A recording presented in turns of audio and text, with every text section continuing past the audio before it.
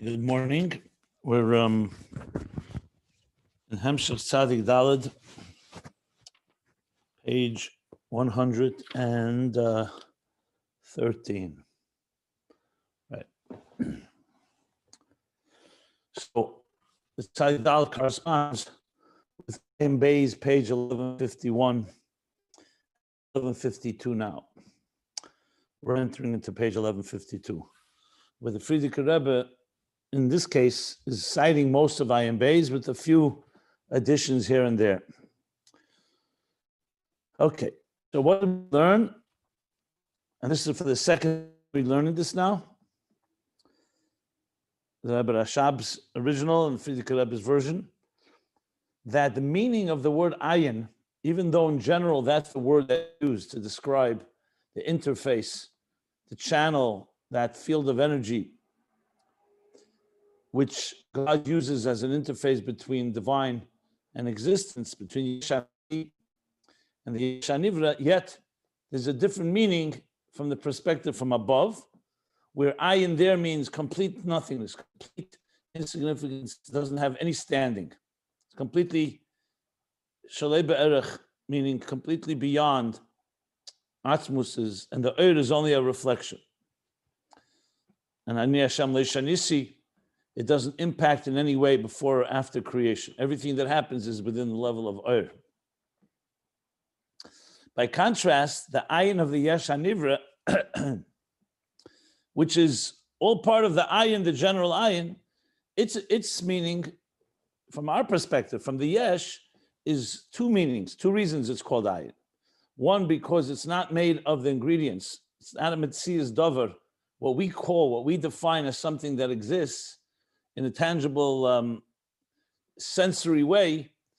The ayin is a ruchni to the point that we cannot in any way, its substance is not made of the same substance that the yesh is made. That's why it's called ayin. Loy davar, as if it doesn't exist on our terms and our parameters. Yet at the same time, he qualified, it doesn't mean it doesn't exist at all. It means it exists in a different state. Because if it doesn't exist at all, it wouldn't have a relationship with creation. The fact that it creates, as we learned, there's two aspects. The creation itself comes from b'derech richuk, more distance, because it's coming from a level that's beyond, that's coming from the creator itself. But on the other hand, the process of creation is one that it applies itself to the creation.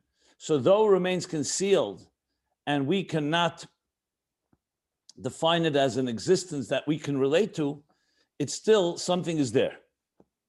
The second reason is because it's incomprehensible to us. We cannot fathom it. And therefore, since we need a name for everything, we can't find a name for it because we don't have, as he said, basically we don't have a handle. In our chushim, in our senses, how to define it.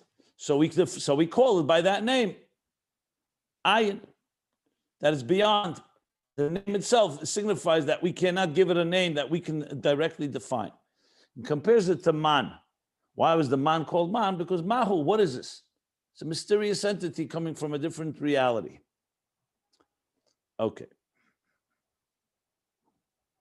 Then he continues, and that's where we're basically middle and beginning of that. So why tak is the ayin? The ayin is mislabish and encloses itself and manifests and relates to the creation. So why tak is it so beyond us that we don't have a name for it, we can't understand it, and we don't have any way to relate to it directly? The answer is because in order for a nivra to be a nivra, the ayin has to be concealed. They cannot coexist. Initially, they cannot coexist without one, I'm going to say annihilating, but one overwhelming and not allowing the other to be. The simple example would be that if there was a surge of electricity that was beyond the parameters of an appliance, like a light bulb, the whole thing would crash. It would blow because too much energy. So the idea that an appliance should be able to, obviously there's no creation, but it's just an example. So the idea that the appliance should be able to function, it needs a minimal flow or you could say a concealed level of the electricity within it. If the neshama radiated completely in a revealed way in the body, it would not be the body that we know. There'd be something there, but it wouldn't have the capacity to have its independent identity. It definitely wouldn't allow for our ability to make choices. So basically, what it comes down to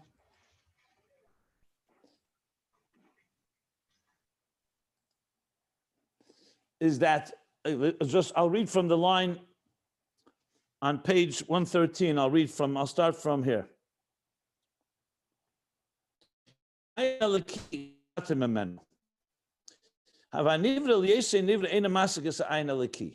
nivra, being a nivra, being a creation, does not comprehend this ayin alaki.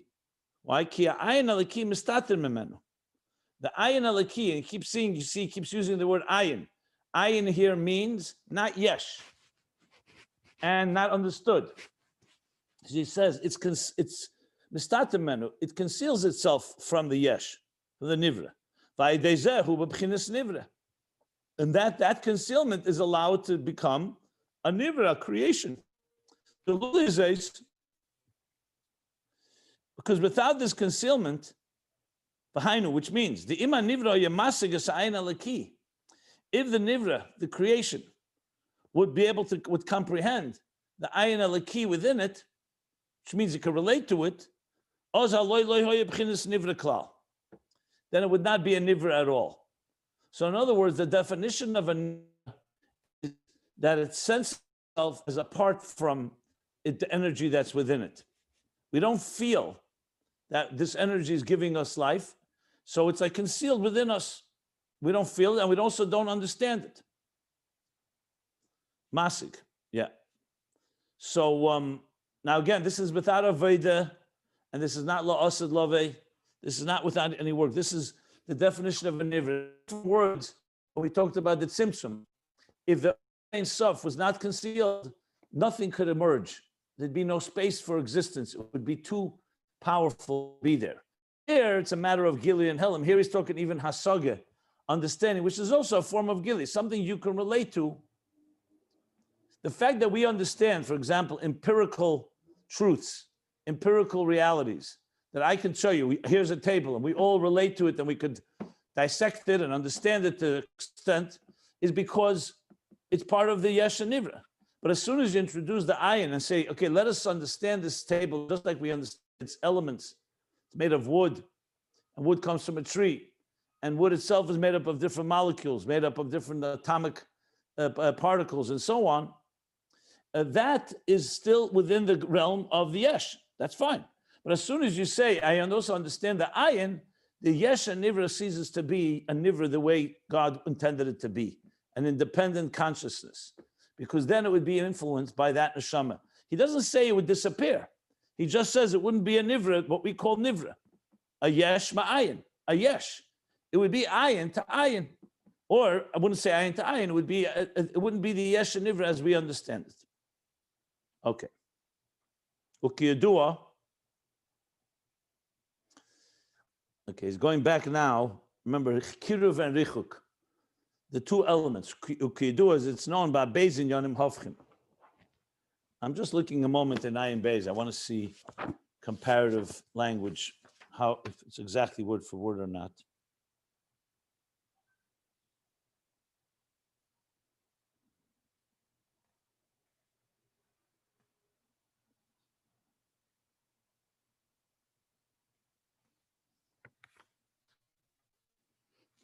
Yeah, it's almost word for word. Little changes. As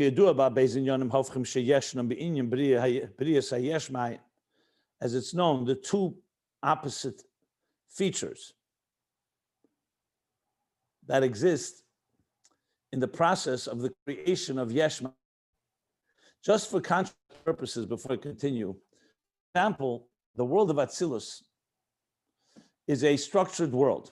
This Chochmah, Bina, Das, Chesed, Gvur, Teferes, Netzach, Chod, Yesod, Malchus. It's not 10 spheres, 10 divine attributes, which have a function. Each one's different than the other. However, they all sense that all they are limbs and instruments of God. God's Chochmah. It's God's Bina. It's God's Das. It's God's Chesed. Now, why is that so relevant? Why is that so relevant? Because that's why you don't call Atzilus Ayesh and Nivra. Because of 24/7, like the Ovis Merkava, we talked about Avram. His whole being on earth was what he said was a Keli for Elikus, a Merkava, a chariot. As soon as you're that, you're not a Nivra, Yesh Nivra, as we understand a Nivra. That's why Atzilus is not called Nivra. It's called a Netzal.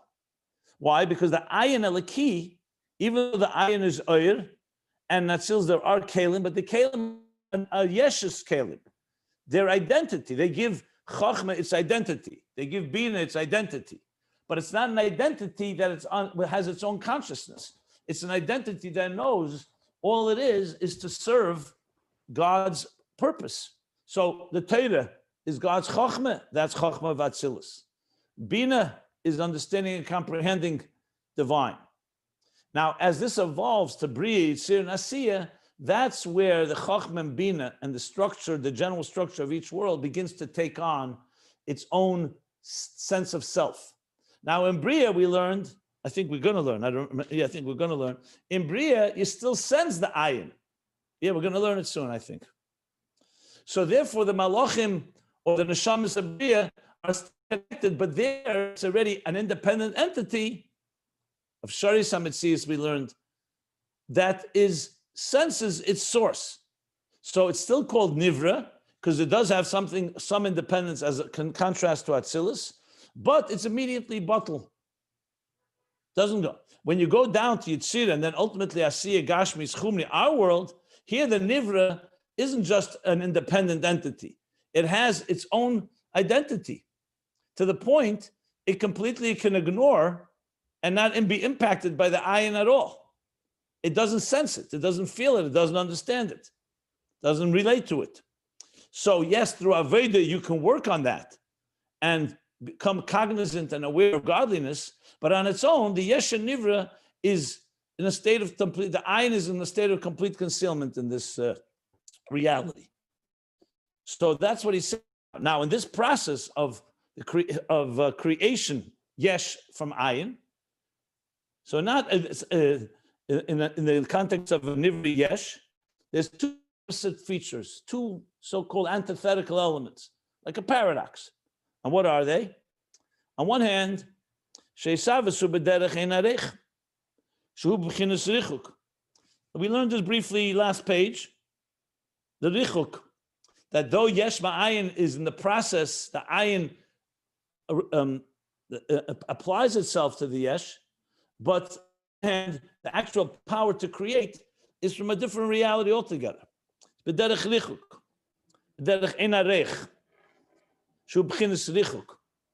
the creator and the creation have nothing in common, except that the creator wants to create.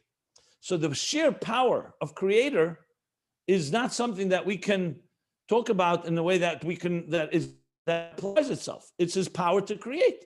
God has the power to create. So the yesh, that's where it manifests that power of creation. The imzeh sorich liyas hakiruv gamkein. And simultaneously, you need to also have kiruv. In other words, that creative power per se, if someone were to ask you, okay, tell me, nothing can create itself. We have no way of emulating creation. We are a product of the creator. We'll say, so tell me, what is this creator like? Or what is the creative power of the creator? You'd say it's something that's not in our realm. We don't have anything that we can so-called relate to. So it's berichuk. It's the power of creation, an awesome power that only the Beider has the power. And yet, imzeh, the way he does it, you also need to have kiruv, because he wanted that this power of creation shouldn't remain removed completely. It should apply itself and be channeled into the creation, like he says now, that the koyach hapoil, the power of the producer, of the creator, should be in the product. basically mamala kalam, that the Eir Eliki enters in the product, into the creation. Umakol mokim, and here goes the other side. And even though that's what happens, it doesn't remain removed from above. Umakol mokim, nevertheless, this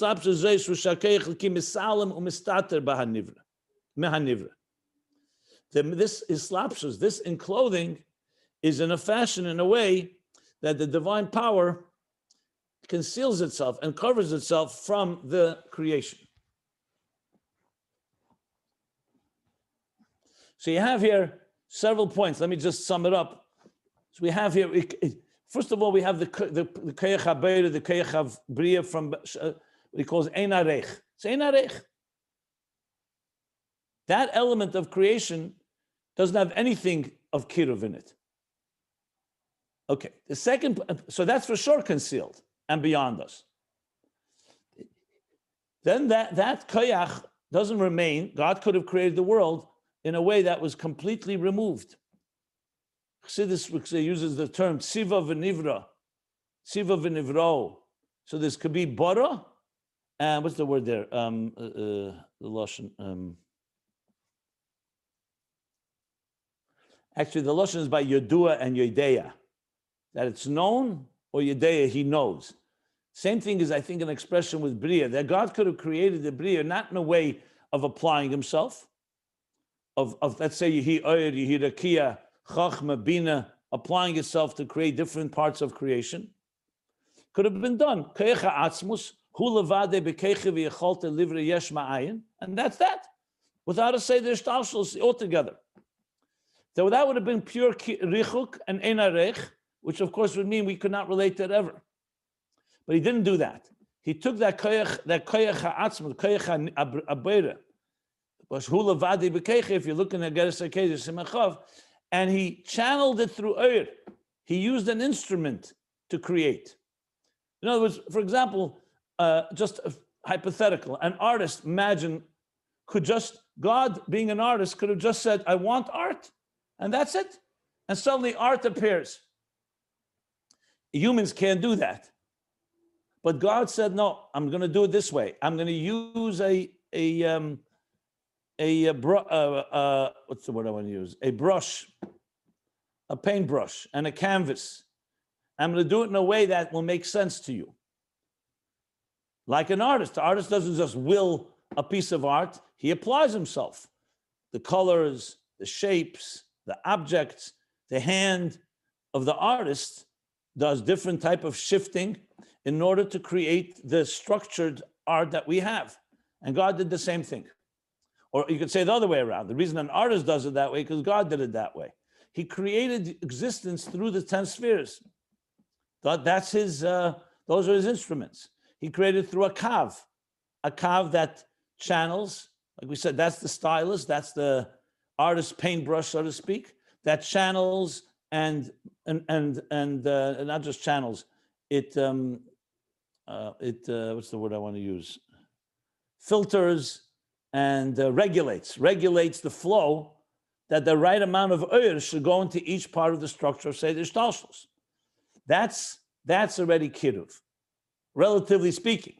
And yet, even when he does that, there's still the concealment of, so to speak, the paintbrush from the instrument, from the actual product. So you have here several steps in understanding the process. There's the power that's Shlei Be'erech and Richuk.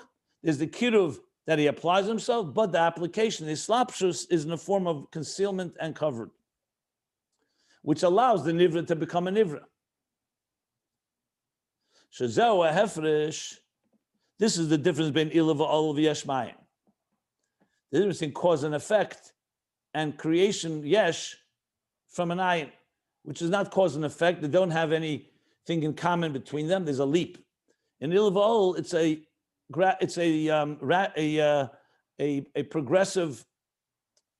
progression of steps, cause and effect, as he's going to explain. The isavas ha'olam min ha'ila. So again, it's straight from Ayin Beis. We learned literally word for word. The isavas ha'olam, the emergence of the effect from the cause, hu ha'idei slapshas ha'ila ba'ol. It's also through islapshus. The ilah manifests itself, encloses itself in the cause. It closes itself into the effect. However, the difference is that this islapshus is begili. V'hainu dal yidesha ilim is gala al. Not only is it begili, it has to be begili. It's due to the fact that the cause reveals itself to the effect, v'yidesha ol masigase ilah, and the effect comprehends and relates to the cause. Dafka through that, you have the ol, you have the effect. Just to give, he's going to give an example with, I believe, with Seichel Midas, or maybe he doesn't. In Ayin Beis he did. But let me just give a simple example. A teacher and a student. Ilavol.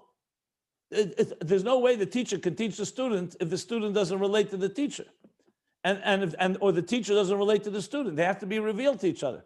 To say, for example, you're going to learn from a teacher and you can't see the teacher, you can't hear the teacher, he's removed. He's concealed completely from you.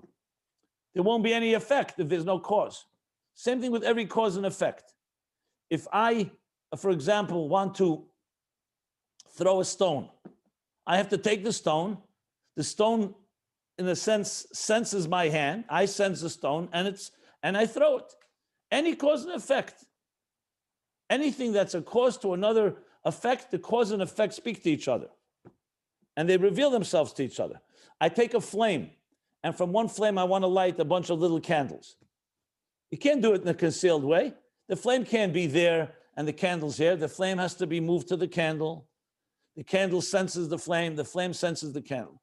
All cause and effect is like that.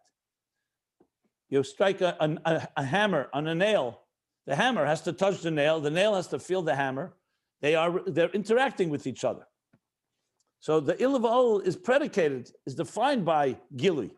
Ha'ilah and the ol are communicating with each other. It doesn't necessarily mean human. It means that they are, one senses and one experiences the other, or else there's no cause and no effect.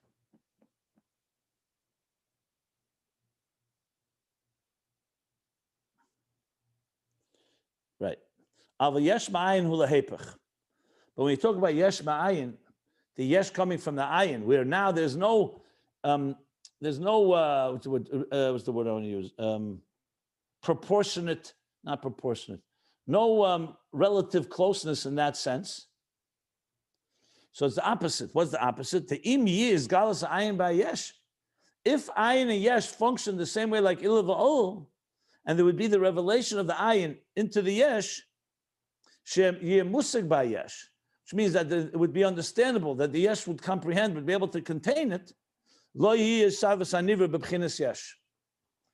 The creation of the nivra would not be yesh, because in yesh ma'ayin, what's necessary here is not just the transmission of energy, like from teacher to student. You need to create an entity that has its own independence.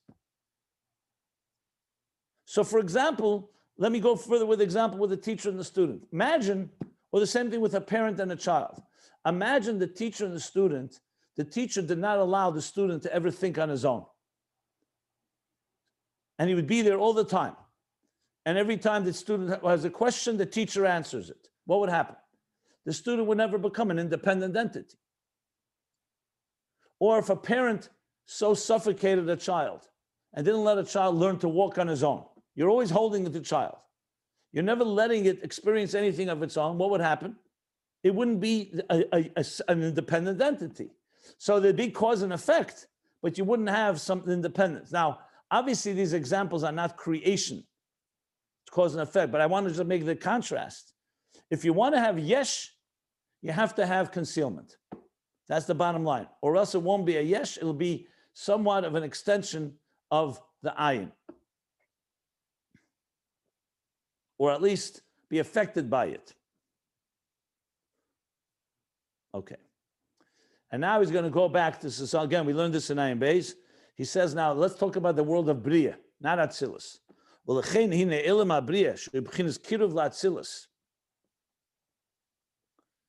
This is an addition from the Friedrich Rebbe, Kiruv Latzilus. Bria is right after Atzilus. Since it's close to Atzilus, Ayin Begili Yeser. The ayin radiates there more than in the lower worlds. Yitzira Asiyah, Eine bebchinas yesh mamish. It's takanada yesh mamish. Bria, though it's called Bria, and it's a created world, but it still is going to say in a second, rak bebchinas afshari samitzis. It's only the possibility, it's only the beginning of the emergence of existence. Why? Because the ayin is influencing it. In other words, where the oir is more revealed, the yesh can't really take hold. The yesh has to have the ayin to be more concealed. And it's in direct proportion. The more revealed the ayin is, the less yesh the entity is going to be. The more concealed, the more yesh. Which is exactly what he says in Perek Lamed Vav in Tanya when he says, Dira b'tachtenim. What does he say? Tachtenim? Not b'mokim. Begili elikus. That as the divine energy gets more and more concealed, that's called Elyon and Tachten. More concealment, that's a lower level. More concealed to the point, like he says, it's completely concealed. Cheshach kafle mechupo, a darkness, a double darkness.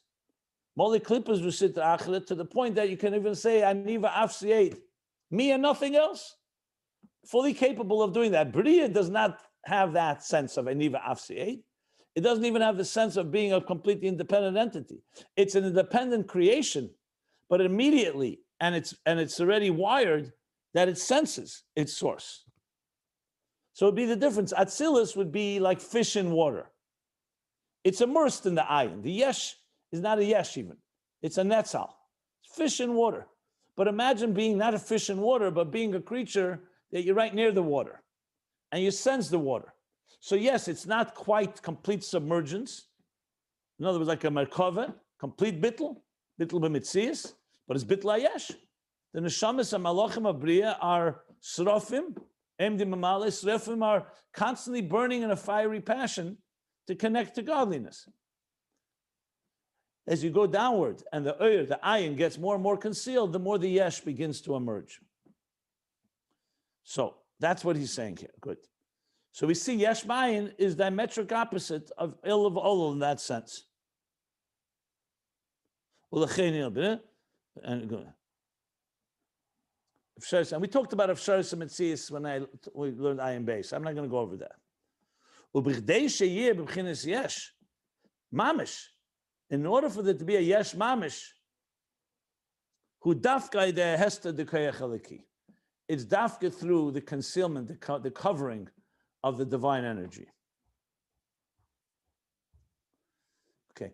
Now, as you see, we learned all of this, and if something is not clear, just go back to the Ayin Beis. I gave pretty long explanations on all of this. Okay. Now comes the piece on Malchus. So if you remember in Ayin Beis, it was the end of a Rosh Hashanah Maimer. This is not a Rosh Hashanah Maimer. I believe this is a Pasha Noyach Maimer. And regardless, Tzadik Dal is not going in this order of Maimorim and Ayin Beis. It's only going the order of the Inyonim, the ideas. And yet, the Frierdiker Rebbe here continues to cite the beer in Ayin Beis about Malchus. Remember, this moves over now to Malchus, Binyan HaMalchus through Gvuras.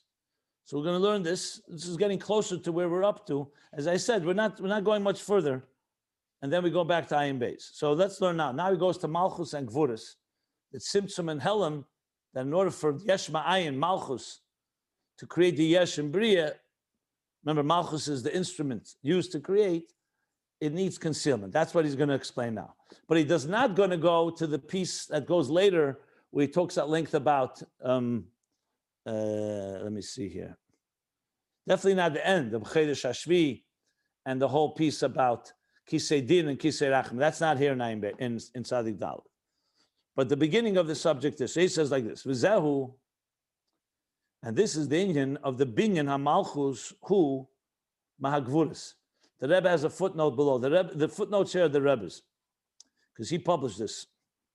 So it says Ma'nivraim, but obviously that doesn't make sense. So as the Rebbe says, if you look below, Chenu Ba'atoka, Ukanir Shutas, Hamaitik, and it should say Mahagvuris. So he says, the Binyan HaMalchus Hu Mahagvuris.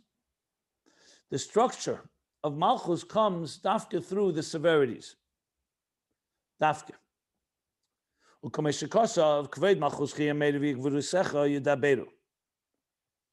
That they say, They relate. They tell the glory of them of your kingship, and they tell that, and they relate your strengths. What does Gvura Secha refer to? It says the Gvuras that build Malchus. So the second half of this phrase, Gvura Secha Yedaberu, is explaining how Malchus, Malkvoid Malchuscha, is built. Gvura Secha Hei Gvuras de Zah. These are the 5 severities of Zah. Letzamtzem ulahaylim ha'er. That's the key. To conceal, to concentrate, or to condense, letzamtzem, and to conceal the light. Lahaves binyan ha'malchus b'chinas tzimtzum u'miyat ha'er. In order to build malchus in a state of concealment and tzimtzum, diminishment and concealment of the light,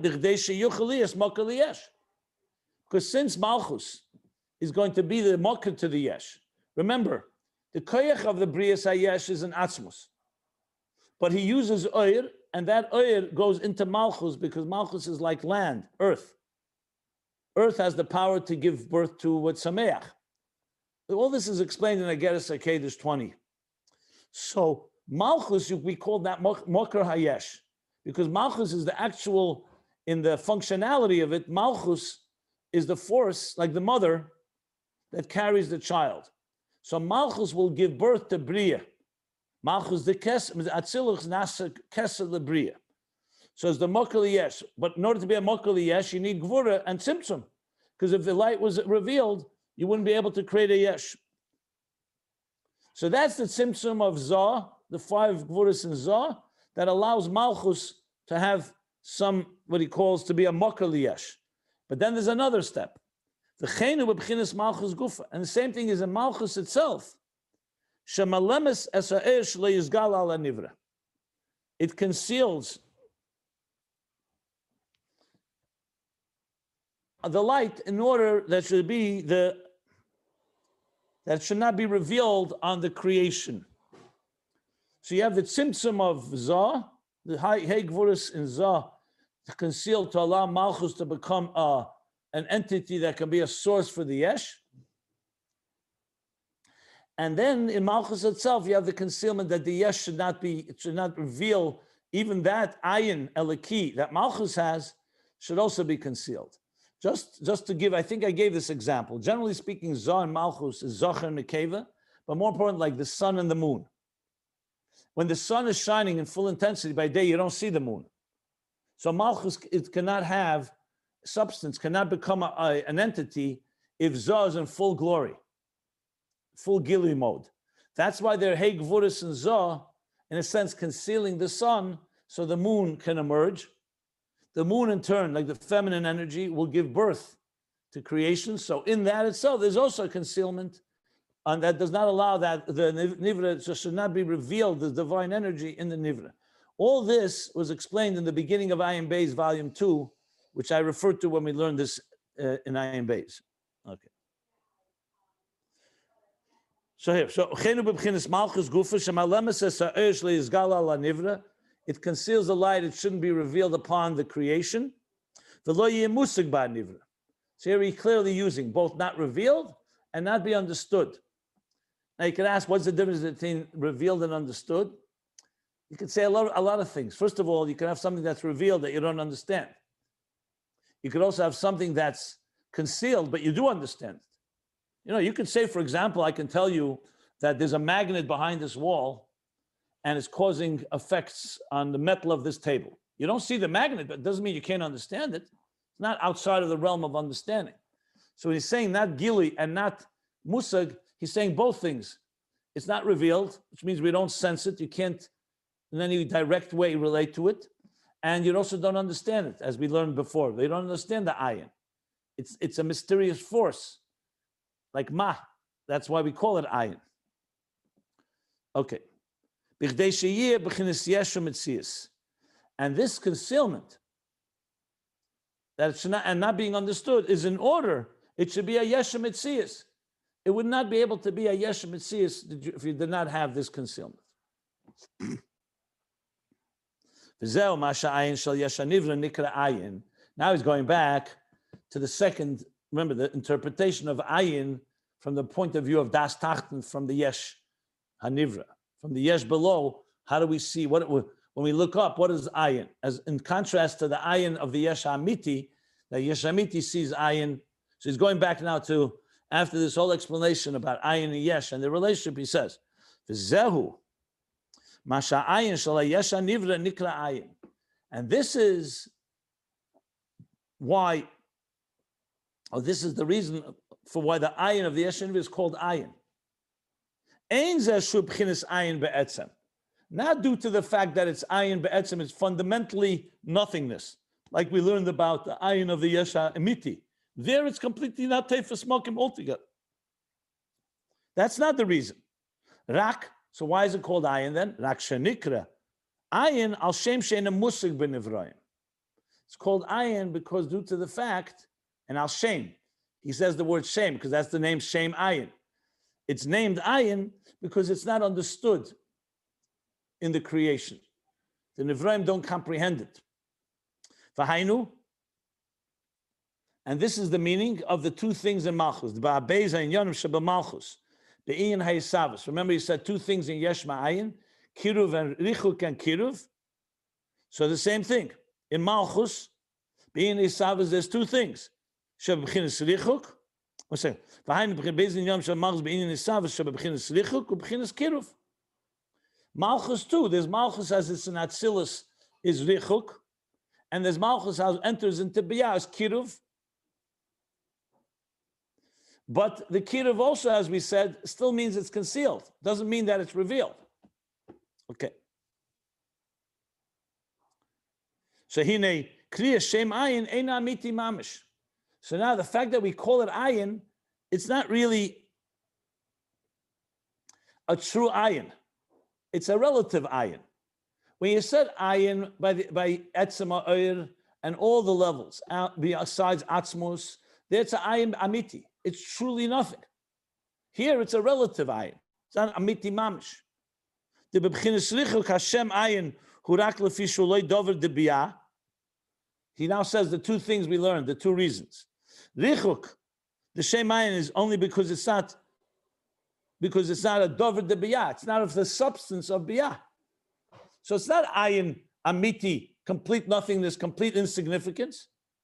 And b'chlal, it's not, you can't even call it an ayin amiti because only ayin relative to the yesh. It's not like our substance.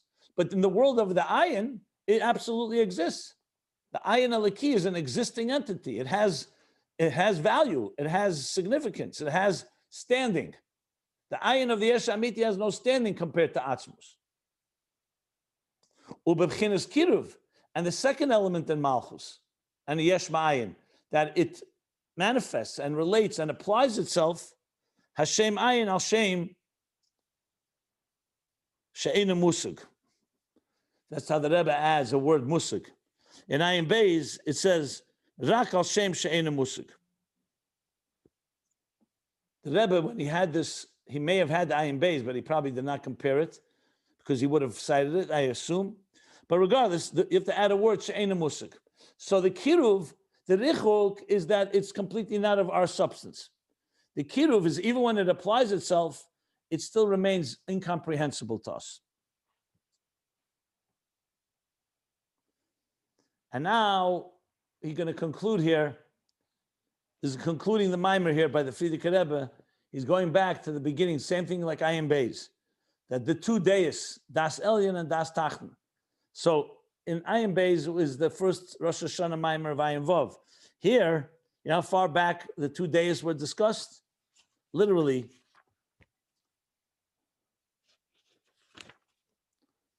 page 4. We're now page 113.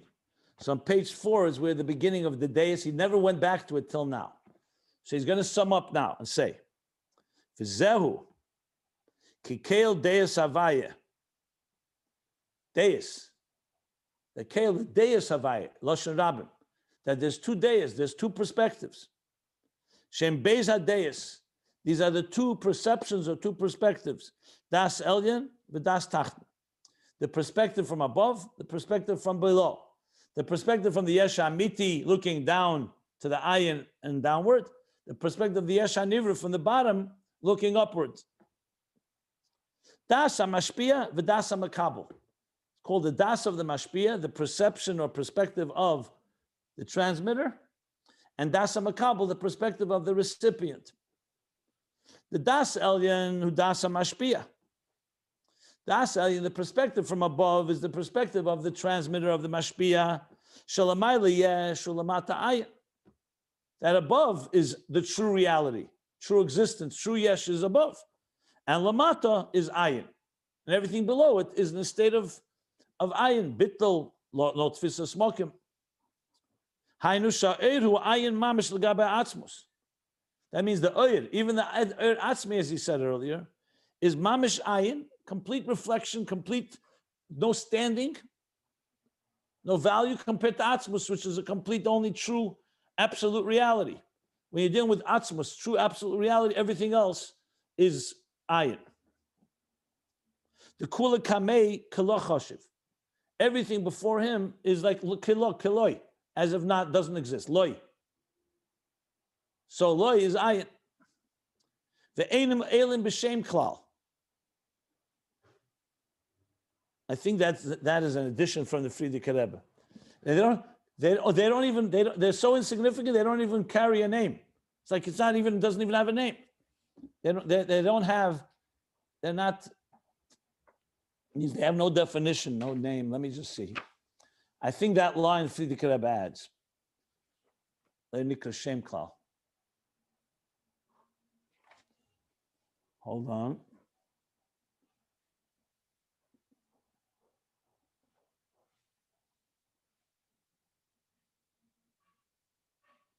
No, my mistake. It says in Ela B'Shem Klal also in Ayin Beis. He actually adds something in Ayin Beis. He says in Ela B'Shem Klal V'Al Shem Zeh Nikra Ayin. It doesn't even have a name at all, and that's why it's called Ayin. Maybe that's why the Frierdiker Rebbe elaborated. Not sure. Okay, we'll talk about that ever. The Das Tachten. And the perspective from below, hudas hamakablim. This is the perspective, the perception of the recipients. Shema ayin liyesh, the opposite. Not miyesh la'ayin, not from the yesh is above and the ayin below. Here's the other way. From ayin becomes a yesh hanivra. V'nikra moker hamahava b'shem ayin. And the source that brings this the yesh into being is called ayin al shem shulei davar. B'bchinas umadreges dover hanevroim, that it's not substance, not the same ingredients, not something that we call an existing entity, as it is an existing entity by the nevroim. So the nevroim call it ayin, like the man. Why they call it mahu? Why can't they say it looked like dew? I mean, we know it was white. It had different features. Why did they name it by features? Because they saw it was a mysterious entity. It came from another reality. Like an alien from another planet, not even a planet, completely from a different reality. So basically, it's not a dover, but b'chinas umadreges dover hanevroim. By nevroim, what we call an existent entity, you cannot call this ayin. That's why it's called ayin. Val shem, and the second reason, shein musig b'nevroim, because it's not comprehended, it's not fathomable, it's not understood by Benivroim in the creations or by the creations. Okay, there you go. Now, you know what? Let's go forward. Why not? Let's maybe finish the Tzadik Daled and then we'll reach page Chafei. Okay, so here I'm debating something. Till now, I was not learning the end of the Maimorim in Tzadik Daled because they were a different subject and it would just be confusing. But here, actually, if I may say so myself, this Maimor is called Ein Arech Lecha. And remember, the Ein Arech is seen Dafke Ba'elam Haza. Ein Arech Lecha Ba'elam Haza.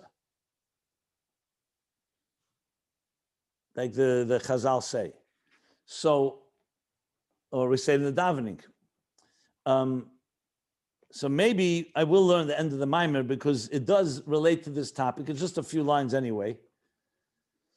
So I'm going to continue reading on the bottom of page 113. And if time allows, I'll even go all the way to chapter 25 on page 115. But I'm not going to learn the beginning of the next mimer, because that's definitely a separate subject altogether. So I'm continuing here. Does anybody have any questions? We've done a lot of reading. Remember, we learned all this in Ayin Beis, so it's not like anything really new completely.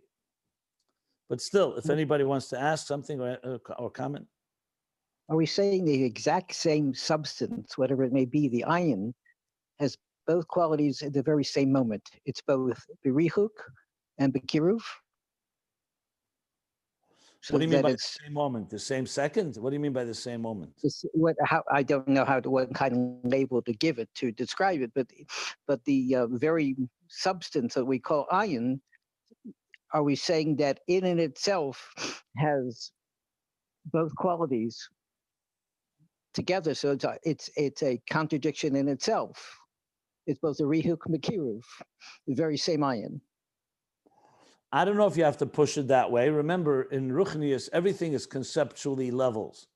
Like Malchus and Atzilus, and Malchus as it enters Biyah, which is the two levels of Richuk and Kiruv. In Malchus, do they happen the same second? No. Yes, they happen the same second because everything happens all the time. But conceptual time, there are two stages. Why don't you ask the same question about the Erein Sof Lifnei Tzimtzum and the Tzimtzum? Are they happening at the same time? I So don't it's a mean contradiction. time. Everything is happening at the same time. It means it's always happening all the time, but it's stages in the process. What I meant was not time necessarily, it was level. It's two different levels. For sure it's two different levels because it's two different functions. Okay. It's like I said, it's like Malchus when it's in Atzilus is Richuk. Malchus as it enters Biyah becomes more Kiruv. Okay. So the how it's in Atzilus, it doesn't need to have something external to conceal it. It's concealed just because of what it is.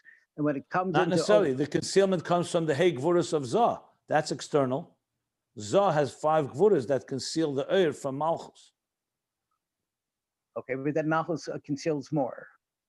And then the Malchus conceals further to be able to go downward, yeah. Okay. It's like Malchus receives its package in a diminished way, and then it has to deliver the package and diminish it further.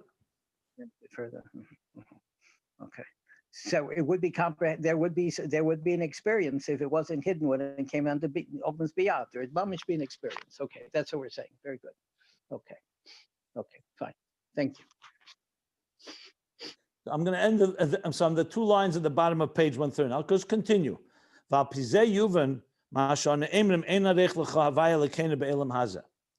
And according to this, we'll understand when we say as I said, I make an exception in reading this because this actually is part of the theme of Ayin Beis as well. It's dafka in Elam Hazah that we recognize Atzmus, so to speak.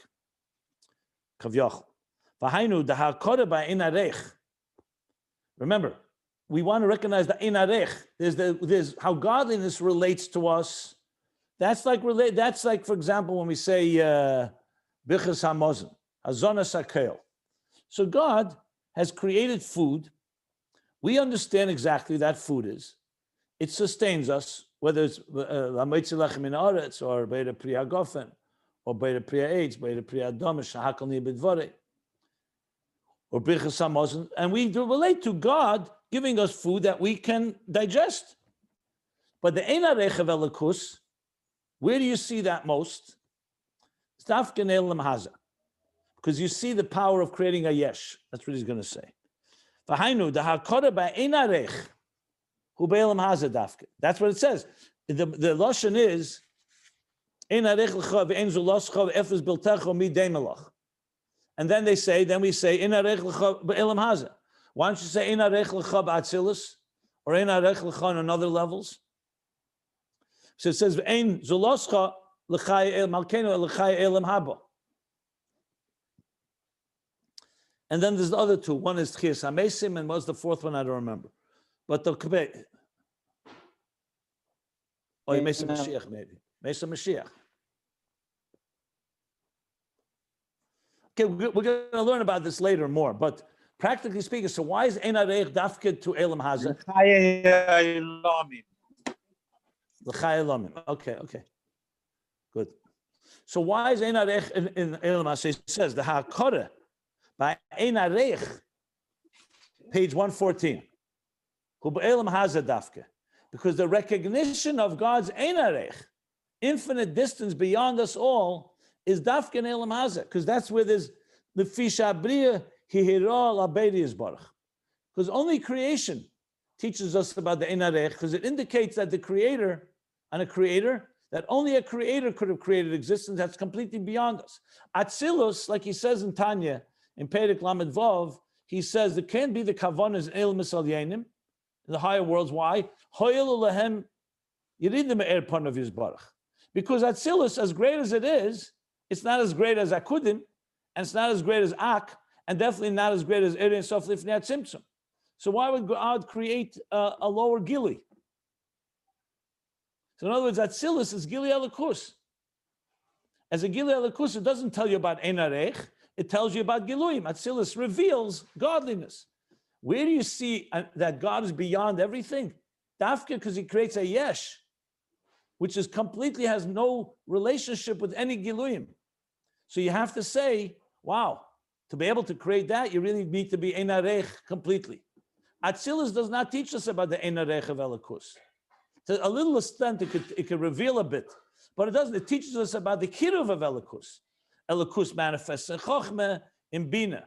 It's like you would say that where do you see the true impact of the Rebbe is not on Tzaddikim or Beinanim or people who are Lem De Teda. When you see a person, a Jew, who knows where, a Tinnik Shenishba that didn't even know what the word Aleph means, or Shabbos or Kashrus or Yom Kippur, then you say a Rebbe could reach a person like that. That means there's something completely beyond. That a Rebbe could reach people who learn Chassidus all day and daven and do mitzvahs. Yes, it's also an achievement, but we don't see. It doesn't reveal the Ein Areich. It's dafke the Baal Tshuva. It's dafke the person who's completely in a dark place. That reveals, wow, so you can affect that person. That means the power is completely from a different level. So the same thing here. Atzilus reveals godliness, great things. Begin the Shtamudin, baby. Learn about all the Giluim Nifloim. But you want something exclusive, the Ein Areich of Atzmus is completely being beyond. Stafke the Yesh, Hanivra. That's what he says. Shabri Eral Abedi is Baruch. Ukanal. We learned this earlier in Ayin Beis and in Tzadi Dal. The Shem Beta Ein Teir Chaz V'Shalom Ba'atzmus. When we say the name Creator, it's not a description of Atzmus because the Creator does not define him. He has the power to create, but that doesn't mean he's defined by Creator. Ki'im Kinui, it's a Kinui. It's like a nickname. I mean, it's not really a nickname. Kinui means not defines him. It's a name we use to describe an element of him, if you want to put it that way. Lies, the hula vade. Here's that Geras HaKedesh that I keep citing. The healer being, the hula vade bekeiche v'yecholta livre yesh ma'ayin. The efes hamuchot.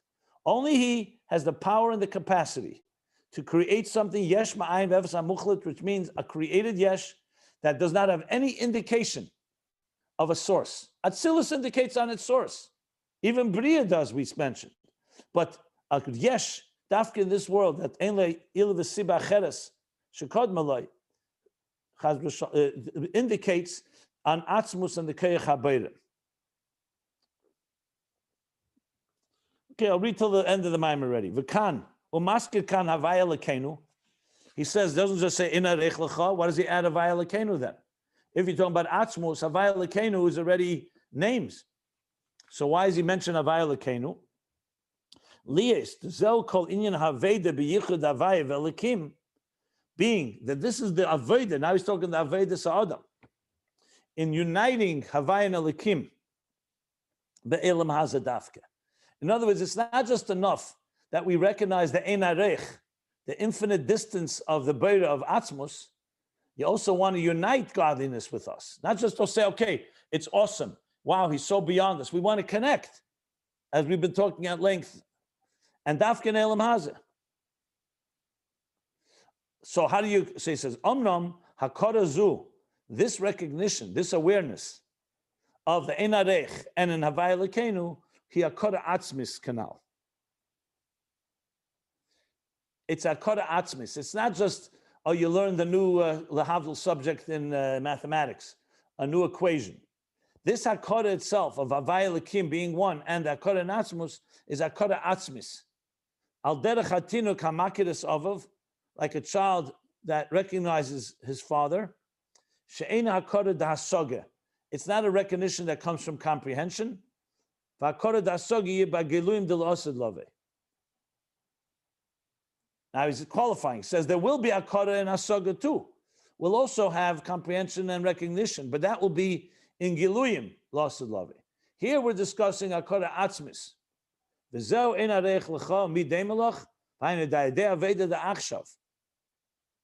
through the work today, when we do work on our level, through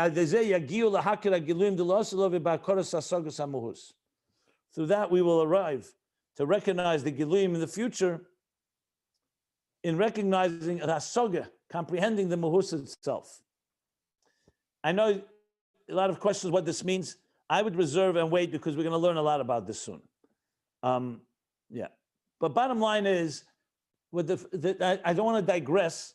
I only learned this because it's somewhat in the same theme, but he's definitely saying that the ayin is concealed from the yesh. And while that, the yesh reveals the ein arech. But at the end of the day, we want to have both giluyim and etzem. So ultimately, our Aveda, as remember, retraces the steps through giluyim, and will lead us back to Atzmus. So we'll have the Ein Arech and as well as comprehension, but that's only do it through long and hard Aveda. That's what he added here now. Okay. Okay, so we'll stop here. I thought I'd go a little further, but we'll stop. So on page 114, we're going to learn one more piece in Tzadik Dalet, just because he sums up, the Frierdiker Rebbe sums up this whole theme, the next mimer, bottom of 114 to the top of 115.